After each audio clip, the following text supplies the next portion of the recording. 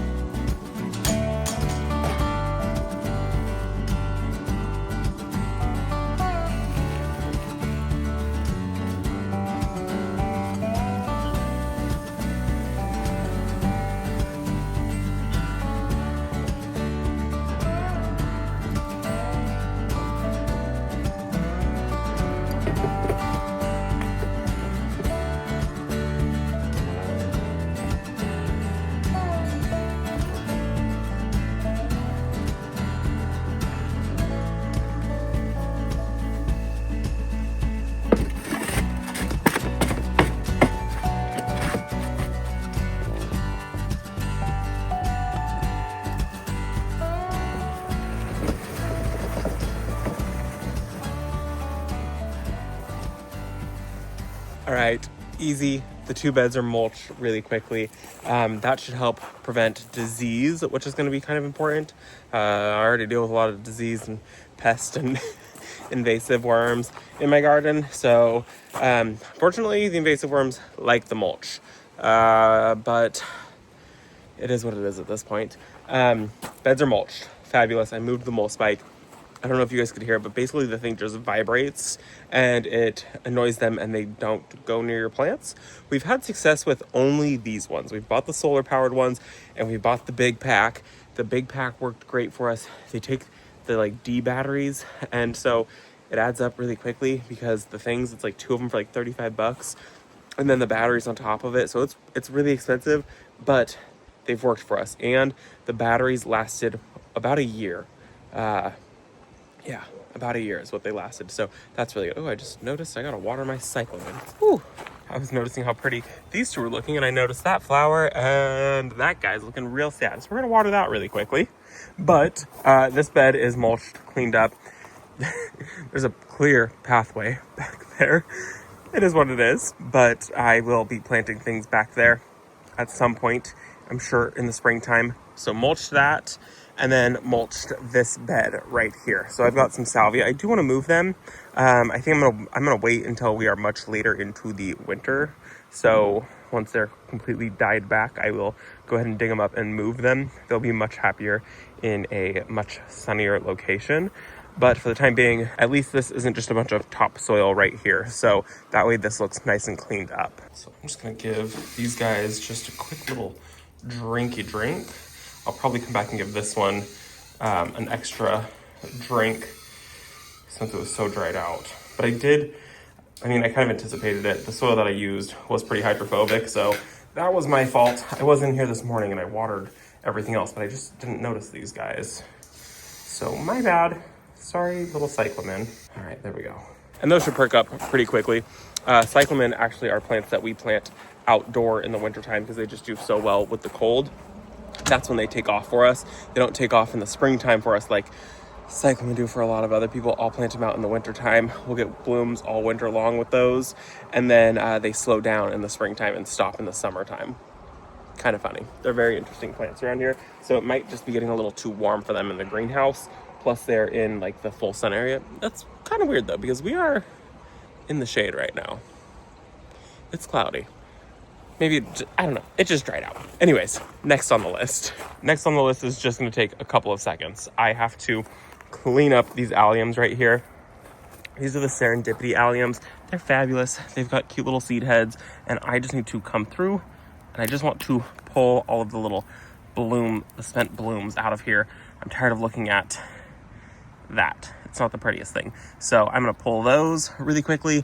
The alliums should die back to the ground, but we'll see, because I've got a lot of other things that should not be sprouting right now that have sprouted.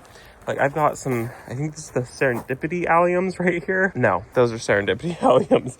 I have the alliums, the single bulb alliums right here, and those are coming up, which is really weird. They should not be coming up. See that right there? Yeah, that shouldn't be happening. So no clue why that has popped up, but it has. So a whole bunch of them have. Some of them are really tall. They're intertwined in the phlox, and yeah, they're there. That is what it is, I guess. So pulling those alliums, the dead spent blooms, is just gonna take a couple seconds. We'll get that done and then move on to my last project for the day, because it is getting windy. We're not supposed to storm until 7 o'clock tonight, but it's getting windy out here, and I don't like to be out here when it's super windy.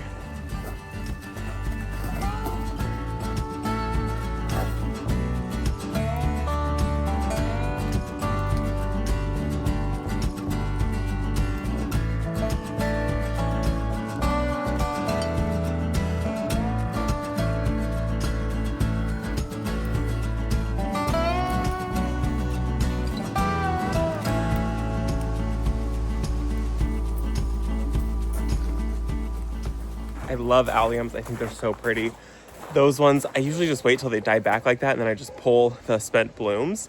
You can also wait till they fully die back. Those ones should die all the way back to the ground. They don't always for us, but most years they do. Anyways, I love alliums. I've got a couple different varieties in our garden. I think they're really pretty. Now, Now I need to deal with this dead Pittosporum. No clue how this happened or what even happened to it. It's honestly really crazy. It turned brown in the matter of like 48 hours. No clue how that even happened. I'm actually a little heartbroken over it. So right here, I have this beautiful Pittosporum. So beautiful. It used to be, at least. And then over the course of like 48 hours, dead. No clue how or why this thing happened. This thing is supposed to be an evergreen. So it should be green, and it is brown. And it should not have done this. So I'm assuming somebody ate the roots to it. That's going to be my only guess. I'm going to get in here and I'm going to dig it out, and hopefully we can see exactly what happened. I'm sad because it was beautiful and it was a really good size. And when I bought it, it was kind of a splurge plant for me. When we bought this place, we spent every single dollar we had to get it up to like a decent home. And there wasn't really a whole lot left. And I found this plant on a clearance plant. I bought it, put it in, and it was beautiful, and it grew to its mature size, and it was beautiful, and it was green. I should have placed it on this side of the telephone pole to mask the telephone pole. I did not know what I was doing at that time. So while I'm very sad that it is gone, it also gives me the opportunity to do something else in that place that would be better in that spot. And then I can put something on this side of the telephone pole to kind of mask the telephone pole a lot better, which is what honestly needs to happen. And I really do love Pittosporums. I've got 3 of them on the property. I will now have 2 because we're going to take that one out. I have 1 here, and then I have 1 in the side yard. This one here is not one that's going to get absolutely massive. This is a smaller variety, so it's not going to get big like that one was getting big. So that is kind of a bummer. So we're going to pull it out today. And then that also gives me an opportunity. I'm going to move this jasmine right here, and I'm going to plant it somewhere else. I was going to let it grow up the telephone pole, but I honestly would rather have something tall and evergreen right here blocking most of the telephone pole than the vine. So that's not happening today, but just kind of a warning that the jasmine right there is probably going to, I think it's a jasmine. Is that what I planted? It's a pink jasmine, I think, is going to come out. It's just going to get moved to somewhere else on the property that I can do whatever it wants to do. It also will probably be happier because this area is going to eventually turn into a more shaded area with the willow. Anyways, pull this, and then I would like to pull the weeds. A lot of our neighbors have palm trees, and so we deal with a lot of palm coming up, and this entire bed has been completely neglected. There are pecans, there are palm trees, and there are privets. There's pokeweed, there's everything coming up in this bed. So let's start by taking out this and then kind of examine the roots and see what happened.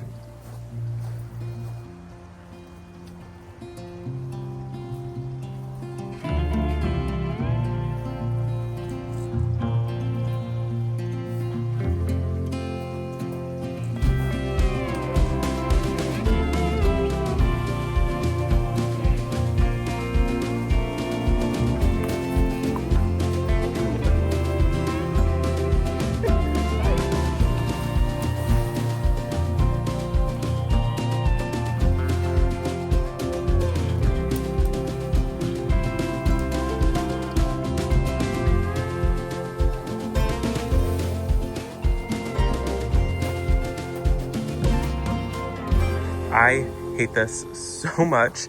Okay, so my thought is somebody was definitely eating the roots. That's how big the root system was. There should have been a million more roots on this. So somebody was definitely here munching away on it. And also, see all those little dots? That is all scale.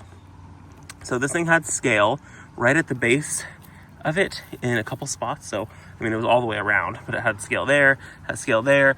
I didn't notice too much scale up above. So it was mostly all down here, right at the base.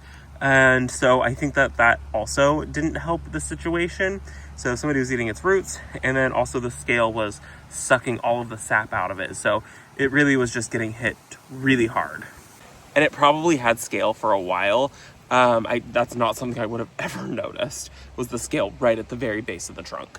I've looked at the tops of it, never noticed any scale up there. Do I have dirt on my face? Cool.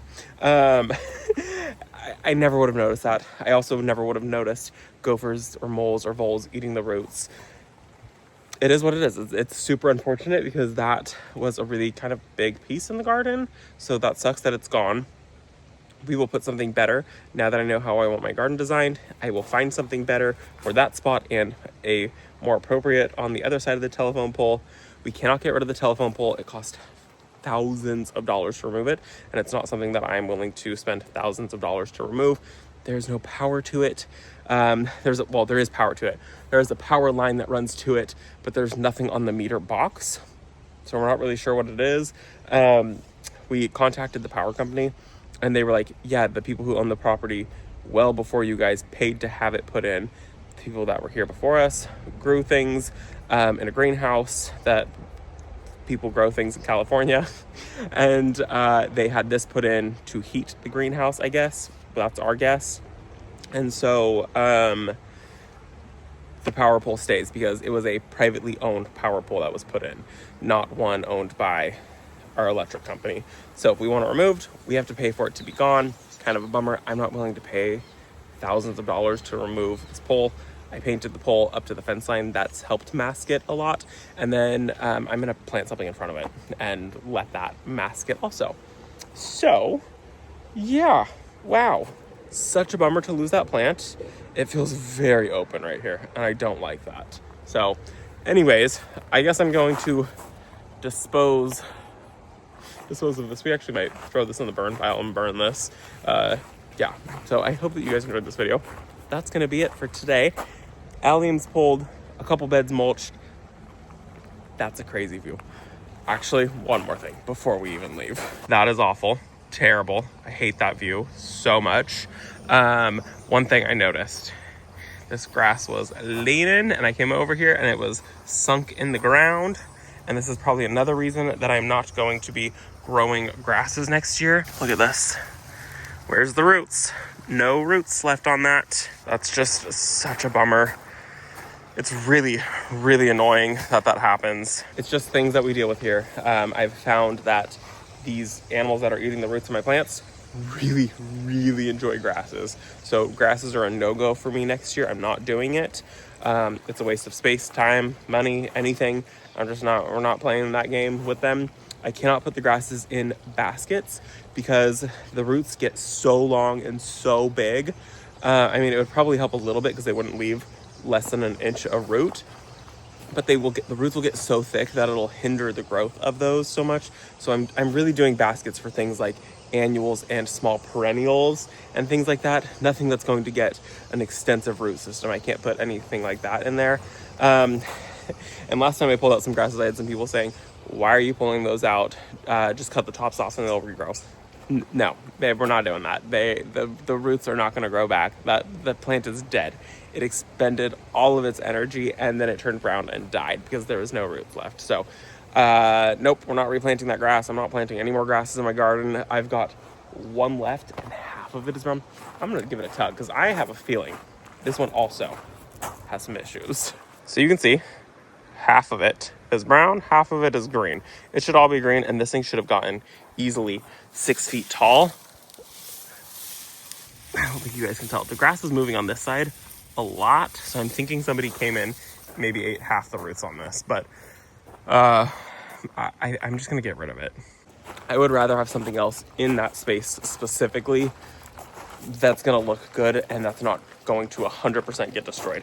I think I had 1, 2, 3, 4, 5, 6. I had 7 grasses this year, and out of the 7, only one of them survived. That's terrible. So I'm not going to just keep feeding these guys. We are going in with the mole spikes. We're also going in with poison into the ground. And I know that's kind of going to be a hot topic, but that is what we have decided to do because we are losing so many plants and we're losing such large plants. So spikes and poison, the vibrating spikes, and the vibrating spikes do help. I think the poison will help a lot more. So if you would like to know what it is, we will put a link to it in the description down below.